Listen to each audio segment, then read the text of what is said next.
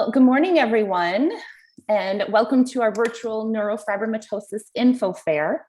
My name is Carrie Muller, and I am with the Texas NF Foundation. This event is a result of a collaboration of 4 different organizations: Texas NF, NF Midwest, NF Northeast, and the Littlest Tumor Foundation. And our goal today is to provide you with education and updates related to NF1 and NF2. Knowledge is power, and the more accurately informed you are, the better equipped you will be to manage your health. So today we will not have any research or topics specifically related to schwannomatosis, but stay tuned. We do have an event planned in early 2022 that'll be for directly related to schwannomatosis. So I'd like to start our day by thanking our sponsor, AstraZeneca. And a huge thank you to all of our speakers that are presenting today and the organizers that have made this event possible. We're going to move right along to our next speaker. And we have Jillian Payne joining us from the Littlest Tumor Foundation. And she is going to talk to us about advocacy for federal funding for NF. Good morning, Jillian. Good morning, everyone. Thank you for having me. Thank you for introducing me, Carrie. I'm going to share my screen here. I always got to move everyone around on Zoom to be able to actually present. Okay, so my name is Jillian Payne. I'm the Leadership Advocacy Coordinator at the Littlest Tumor Foundation. My job is focused mainly on running our NF Young Adult program, but as well as running a lot of the advocacy that we do at the Littlest Tumor Foundation. So I'm going to go over some really basic 101 for NF advocacy. I'm going to talk at the start of my presentation. I'm going to talk a lot about advocating for federally funded NF research, and then at the end, I'll talk a bit more about other types of advocacy like awareness and things like that as well. So first, what we'll go over, I'm going to go over how NF research is funded. If you're going to advocate for something, you should probably know the process of how that, that advocacy has impact. I'm going to talk a little bit about our general legislative ask. I'm going to go over some frequently asked questions about how NF research is funded. And then I'm going to go over some ways that you can get involved and advocate for the NF cause, and again, for research as well as just awareness. So first, a really basic civics lesson. The processes in Congress can be really complicated and confusing sometimes, so I like to just go over the basics first. So obviously, appropriations are a sum of money or total amount of assets devoted to a specific purpose. So in Congress, the way that that's done, appropriations just means allocating our tax money to defense, healthcare, education, etc. And then the legislature, Congress writes bills, laws called appropriations bills each year to allocate that money to specific government programs, including the funding that we're going to talk about for NF research. So first, what's the Cdmrp? The Cdmrp is the Congressionally Directed Medical Research Program. It's a federally funded research program, and it is actually the main institution where NF research is funded. It is the only institution that actually funds NF research specifically. So there's a specific amount of money each year given to the NF research program inside of the Cdmrp, and that's the only money given by the federal government that is specifically for NF. And I'll talk about how the NIH plays into this as well.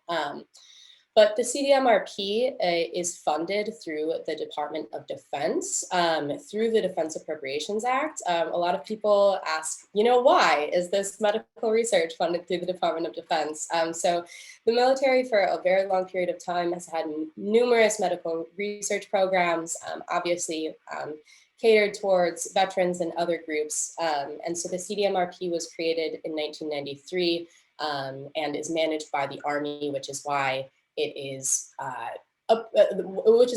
funded through the Defense Appropriations Act and why it is through the Department of Defense. Funding for the CDMRP is determined by the Defense Appropriations Subcommittee each year as part of the annual appropriations process. So basically the Defense Appropriations Subcommittee decides on the amount of money that they think should go towards NF research. That gets brought to all of Congress, and then all of Congress approves that money for the CDMRP, and specifically the NF research program within the CDMRP. So why does the CDMRP matter to us? The NF research program is part of the CDMRP. The Nfrp receives the only money directed by the federal government, specifically for NF medical research. You'll see, I think on my next slide, that while NF research is obviously funded through different mechanisms and institutions within the federal government, this is the only money specifically given for NF research. So all of the money that they appropriate for the Nfrp is going directly to NF research. The Nfrp also supports major advances in NF research. It develops treatments and applies discoveries to patient needs through clinical trials. The CDMRP focuses mainly on really preliminary, high impact, high yield studies that then eventually create a pipeline to the NIH to then eventually get FDA approval or whatever approval they need to become deliverable treatments. So the NIH is the National Institute of Health. It is part of the US Department of Health and Human Services. It's the largest biomedical research agency in the world. I'm sure over the last 2 years, all of you have heard a lot about the NIH. They do a lot of incredible research. And so while the NIH does, like I said previously, while the NIH does do research on NF, there is no money given to the NIH specifically being said, this money is for NF research. The NIH funds the best research. So if there's really, really incredible research coming up on NF, that research is going to get funded, like we saw with the approval of the NF1 drug. But there's no money given to the NIH specifically for NF research, unlike the CDMRP. So our legislative ask, each year, a group of NF patient organizations asks Congress for NF research funding through the CDMRP, as well as language that speaks to the NIH. So our ask is, to support the congressionally directed medical research program, specifically the NF medical research program, and also the National Institute of Health research funding.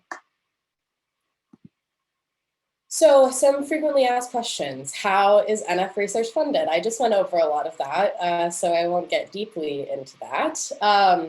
Like I said earlier, the Department of Defense started funding general research through the CDMRP in 1993, but the NF research program was founded in 1996 and has existed ever since. So each year there has been money specifically allocated for NF research through the CDMRP since 1996. Who benefits from NF research? So one of the things that's incredible and that comes up a lot in advocacy is obviously NF research benefits people who have NF, but it also benefits thousands, millions of other people as well. The impact of NF research has the potential to impact up to 175 million Americans, because that, we're talking about people who are impacted by cancer, by heart disease, by learning disabilities, by memory loss, by brain tumors and brain damage. So the potential for NF research to have larger impact than just on the NF community is really high. Are research efforts duplicated between the NIH and the CDMRP, specifically the Department of Defense? No, they're not. Like I talked about before, they have created basically a research pipeline. So that really high risk, high yield research that's very preliminary. That could be PhD students, base level researchers, really dipping their feet in the water. Those are a lot of the studies that are going to be funded by the Cdmrp. The NIH, however, then again, like I said, it's kind of like a pipeline where that base level research is done at the Cdmrp. If we find that it's impactful, that it has value, that it could lead to treatments, then that's when it will most likely end up at the NIH for further clinical trials, as well as eventually FDA approval or whatever approval that treatment may need. How are Nfrp funds awarded? So the Cdmrp and Nfrp grant money to researchers, obviously, but it's actually a really cool process because patients are actually involved in the review of every study that happens at the Nfrp.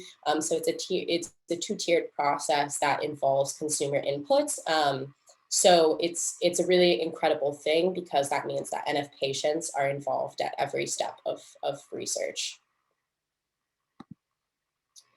So now I'm going to go over some of the ways that we can advocate. I know that that was a lot of information all at once, and you don't need to take it all in. All that you need to know, really base level, is that the Cdmrp, specifically the Nfrp, is the only money in the federal government that is specifically, given for NF research, and that's why we advocate for it. It has led to really astounding research, and there's so many things coming up in the pipeline that could mean so much for NF patients, and that's why we continue to push for funding for the Cdmrp. But there are tons of ways to advocate, and they don't all involve research funding. They don't all involve going to Capitol Hill. They don't all involve going to meetings even. Really simple things can spread awareness about NF, as well as just, lead to more information about NF. So that could mean everything from going to Capitol Hill, to writing a letter to your representative, to collecting signatures, to bring to your mayor, to create an NF day in your local community. All of those things mean so much for all of the NF community, and mean so much for the future of treatments as well as research. So I'm just going to go over some ways that you can advocate. So like I said, your representatives are just that. They're in Congress to represent you, and that means that you as a constituent have every right to meet with that representative to tell them what you may need as a caregiver or as an NF patient.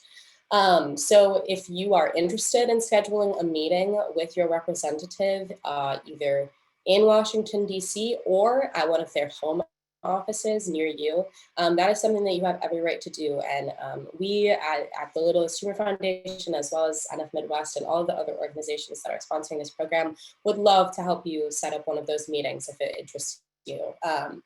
Another way is that you can make phone calls to your representative. You can call them and let them know that this is something that you care about, that this is something that impacts you. And let them know that this is really vital to the future of the NF community, and that you support funding for the Cdmrp, and they should too. Another thing that you can do if you have a college student in your family, or you have a local farmer's market, or anything along those lines, you can host a table where you can either collect signatures or just hand out information about your organization or about NF generally. Again, not every piece of advocacy has to be about informing Congress about NF or about research. It can also just be about letting people know what NF is, because I'm sure, as a lot of you have experienced, there's a lot of people who don't know what NF is. And those small tasks can mean just as much as, making that phone call to your representative. You can also, use tabling to collect signatures, which I'll talk about when I get to collecting signatures. Another great way, just like phone calls, is writing a letter to your representative, just letting them know that you support the Cdmrp, or just giving them some really basic info on what NF is and how it impacts you. The most impactful thing that you are going to do as an advocate for the NF community is tell your own story. people in Congress and people generally hear, numbers all the time about, the disorders and diseases, as well as research funding and a plethora of other things. But the thing that they're going to remember is you sitting down and telling them, hey, like, this is how NF has impacted me. And this is why all of knowing about NF as well as advocating for NF research is so important because of this personal impact that it's had on my life. So writing a letter, just explaining your personal experience and educating on NF, and then at the very end, asking for their support for research funding can be a really, really impactful thing. You can also do this via email. A lot of representatives have their emails or constituent requests open on their website. So it can be as simple as going to their website, saying you want to put in a constituent request and writing out your story and a bit of educational information on NF. Like I mentioned in the last slide, you can also collect signatures. So if your representative hasn't supported NF research in the past, you can collect signatures to bring to them to show that, hey, this is the support that we have in our local community for this research. I got 500 people to sign this sheet of paper saying that they support it. Maybe you should too, because you have all of this support within your community. And so, being representatives of us, maybe you should support this too. Another thing that you can use signature collection for, again, is something like awareness, something like collecting signatures to bring to your mayor, to pronounce an NF day in your local town. So all of those pieces really, really matter. Another way to advocate is through fundraising. Fundraising for your local NF patient organizations, as well as for research generally, can be a really, really incredibly impactful thing. As you can see here, we have some of our NF young adult leaders who we bring to DC each year to learn how to advocate and be leaders in the NF community. And fundraising can help support programs like that to create the new generation of NF leaders, or just to advocate generally. Another great way that is probably the simplest and easiest way to advocate for NF research and for NF awareness is through social media. That can be anything from creating a Instagram account specifically talking about your NF experience, to retweeting patient organizations and their asks of representatives to support the Cdmrp. So there are, so many different ways that you can advocate for NF, and not one of them is not better than any of the other ones. That FaceTime with people when you are meeting with your representatives obviously is really impactful, but that writing a letter to them, making a phone call, calling them 10 times, 20 times, letting them know how passionate you are about this issue is incredibly, incredibly impactful. And you don't have to meet with your representative on Capitol Hill to have impact when it comes to advocating for NF research and for NF awareness. You can do it right from where you are right now and still have a really, really tremendous impact just by relaying your personal story. But that is all that I had. If we have any questions, I would love to answer them. I know that was a lot of information, but thank you for joining me and welcome. Now, the bare minimum basics of, how to advocate for NF research and for NF awareness. And, we really want you to get out there and advocate. And if you are interested in advocacy, you can reach out to any one of the organizations that you are affiliated with, and we would love to help you get started in the process of advocacy. Again, it can be simple things from making a phone call all the way up to, having a meeting with your representative's staffer or office. So we would love to help you get involved. I also wanted to mention that on the website that you signed up on, in the resources tab, there is also an advocacy guide that I wrote over the last year that has all of this information that I just shared throughout this presentation, so that if you want to refer to that, you're more than welcome to. But I'll pass it to Carrie in case there are any questions. Jillian, can you put a link to that advocacy guide in the chat? Yeah, absolutely. Okay, Once we're wrapped up with this, I can throw it in the chat for sure.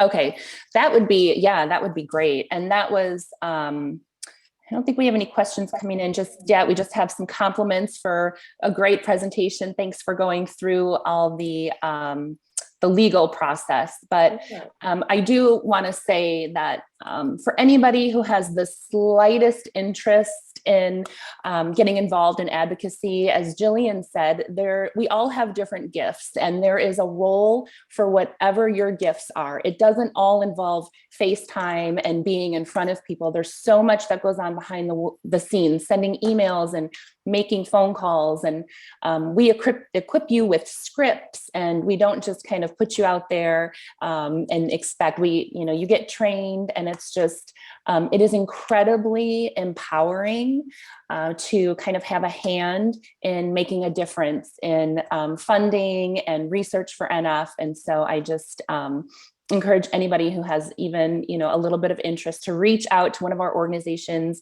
and we would love to help you get involved. So thank you so much, Jillian. That was a really great overview. We appreciate that. Of course. Thank you guys so much. Everyone enjoy the rest of the presentations. I'll send the advocacy guide link in the chat. Okay, that'd be great. Great. I see one question in the Q&A. Yes, to Jillian about how you got involved with the NF community. Yeah, so actually, the founder of the Littlest Tumor Foundation, Tracy Wharton, and who I think might actually be on the call right now, I was her neighbor, and her son, Sammy, has NF, and I was actually his babysitter for many years. And so I actually started volunteering for Littlest Tumor Foundation when I was like I would say probably a freshman in high school, and I now have graduated college. So I actually started this position about a year after I graduated college. So I went to school for political science and economics. So I was already very geared towards advocacy and had that personal connection to Tracy, and had been volunteering with the org for quite some time. So that's how I got involved. All right. Thank you, everyone. That's it. Have a good Okay. Thanks, Jillian.